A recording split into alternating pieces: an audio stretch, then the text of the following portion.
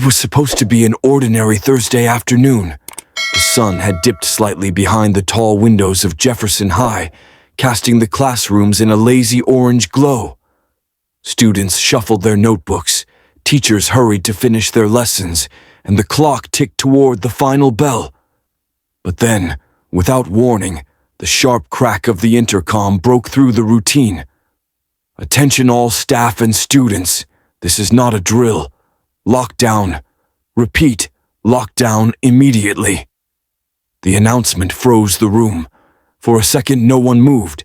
Then, as if rehearsed, desks screeched across the floor, students scrambled toward the walls, and the teacher bolted for the door to lock it. The air seemed to shift from calm to suffocating in just a breath. Sophie, a junior sitting by the window, pressed her hands to her ears, heart pounding so hard it echoed in her chest. She glanced outside and thought she saw movement near the parking lot. Someone running, but not like a teacher or student. The figure's motions were frantic, jerky, like something not quite human. She wanted to believe it was just her imagination. Inside the classroom, the silence became unbearable. 30 students crouched under desks, backpacks clutched like shields, phones glowing faintly as some texted parents or recorded shaky videos. The teacher whispered, "Stay quiet, don't move," though her own voice trembled. Every sound, the click of a pen, the shuffle of a shoe, seemed loud enough to give them away. Then came the footsteps. Heavy, deliberate steps echoed down the hallway. Slow, dragging, almost too slow for a person. They grew louder, closer, stopping just outside the classroom door. Sophie could see the shadow of feet beneath the gap. Everyone froze, not daring to breathe. The doorknob rattled once, then again, harder. Someone, or something, was testing the lock. A boy at the back muffled a scream with his hand. The teacher pressed a finger to her lips, tears pooling in her eyes. And then, tapping. Soft, deliberate tapping against the thin strip of glass on the door. A pale face appeared, but it wasn't clear. The light flickered, warping its features. All Sophie could make out were hollow eyes and a crooked grin pressed too close to the glass. The figure tilted its head, staring directly into the room as if it could see them all huddled there in the dark. Suddenly, the lights flickered off. Gasps escaped before hands covered mouths. The classroom was plunged into darkness, save for the faint glow of phones quickly shoved away. The footsteps moved again, slow, retreating this time, scraping down the hall. No one dared to move. Minutes felt like hours. The silence returned, but it was heavier now, suffocating with the memory of that face. After what felt like forever, another announcement crackled through the intercom. All clear. Lockdown lifted. But no one moved at first. Was it real or a trick? The teacher hesitated, clutching the door handle like it might burn her. Finally, she unlocked it. The hallway was empty, eerily still. Later, the principal told them it had been a safety precaution, claiming there had been a suspicious person reported near campus. No details, no explanation, just a reassurance that everything was fine.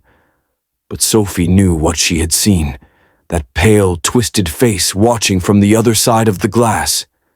And the worst part? When she scrolled through her phone that night, looking at the shaky video she had recorded under the desk, she realized something chilling.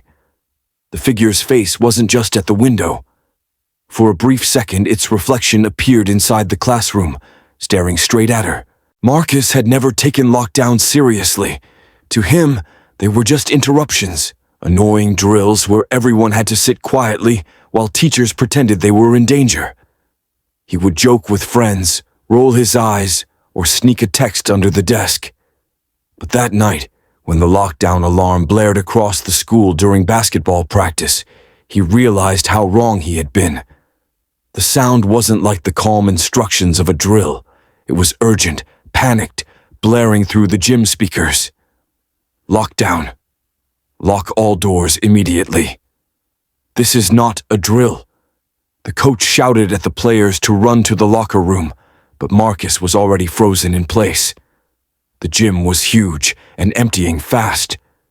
Sneakers squeaked, the heavy doors slammed, and then silence. Marcus and two other teammates, Jamal and Eric, ducked into the boys' locker room. The coach locked the door from the inside, whispering harshly, "Stay down, stay quiet." They crouched between the rows of lockers, the smell of sweat and old soap clinging to the air. At first they heard nothing, just their own breathing and the dull hum of the fluorescent lights. Then, faintly, a noise echoed down the hallway outside, the sound of something dragging. Not footsteps, not running.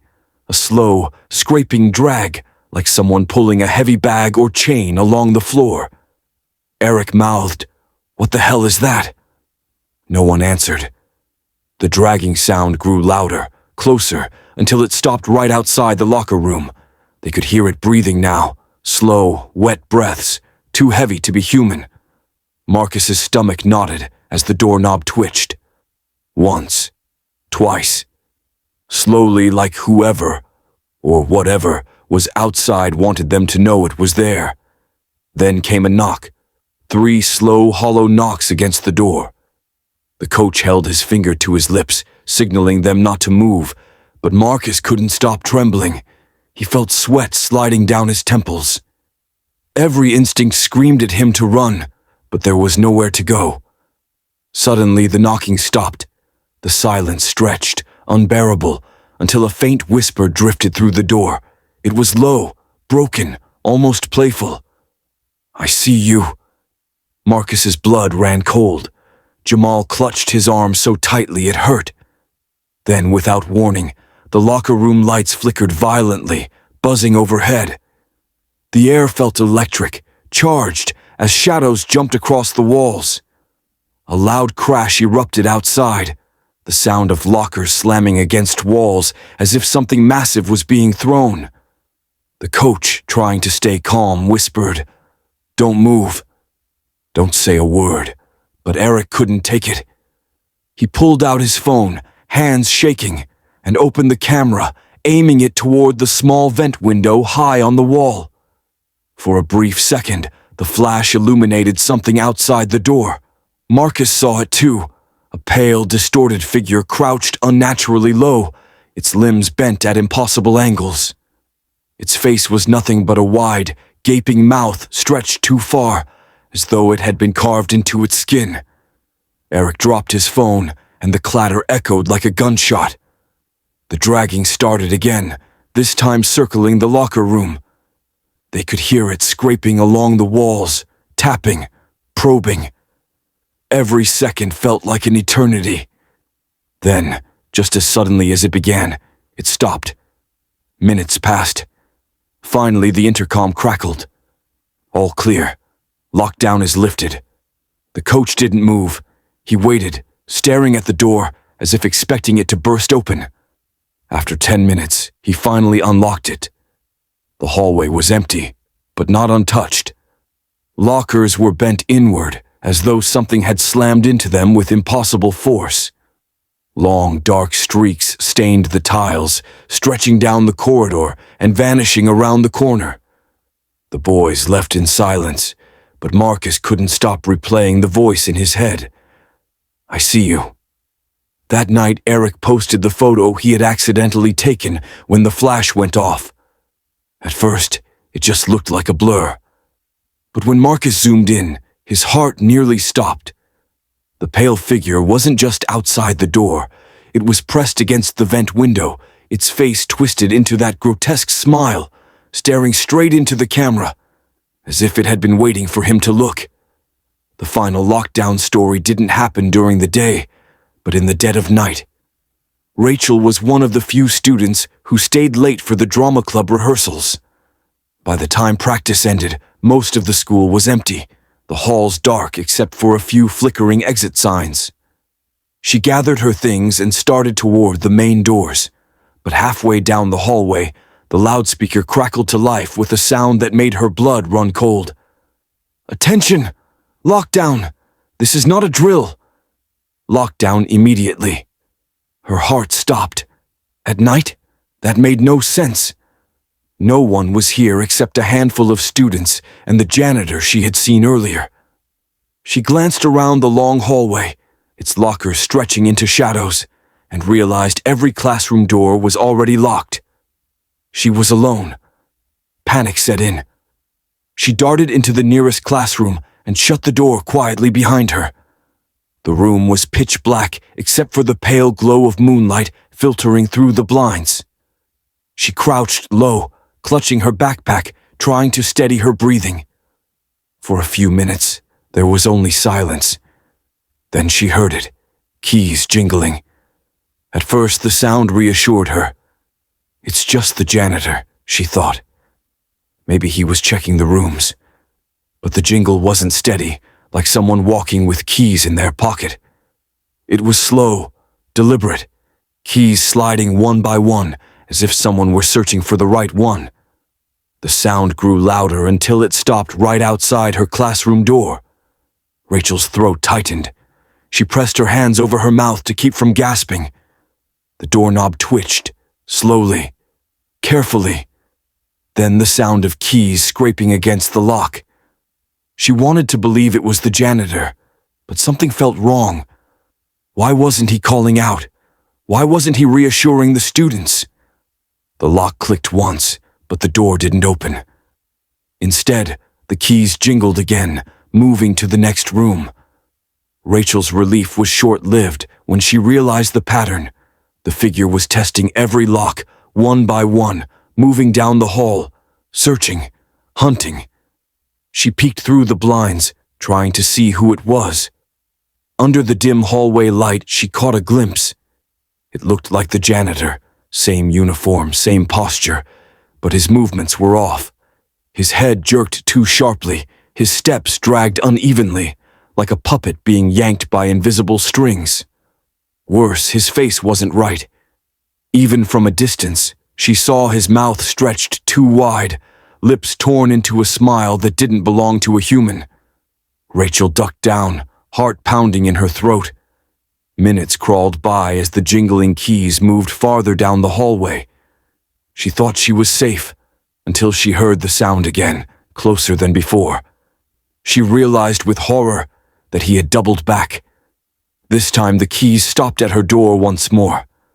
The lock rattled. Slowly, quietly, the knob began to turn. Rachel's entire body shook. She crawled beneath a desk, pulling her knees to her chest, barely able to breathe. The door creaked, opening just an inch before stopping. A long silence followed. She could hear the faint sound of breathing, raspy, broken, like air being forced through water. Then came a whisper, so close it seemed to crawl through the crack in the door. "Why are you hiding?" Rachel bit her lip until it bled, praying he wouldn't enter. After what felt like forever, the door clicked shut again. The jingling keys moved on, fading slowly into the distance. She waited. 10 minutes. 20. Her legs cramped under the desk, but she didn't move until finally the intercom blared again. "All clear. Lockdown is lifted." Rachel didn't trust it. She stayed hidden until morning light crept through the blinds. When she finally dared to leave, the halls were silent, empty. No sign of the janitor. But when she reached the main doors, her blood turned to ice. Hanging from the handle was a single, rusted key. Attached to it was a small paper tag with her name written in jagged, childlike handwriting. She never saw the janitor again. And to this day, no one can explain why the lockdown alarm went off that night, because the school's security logs showed it had never been activated.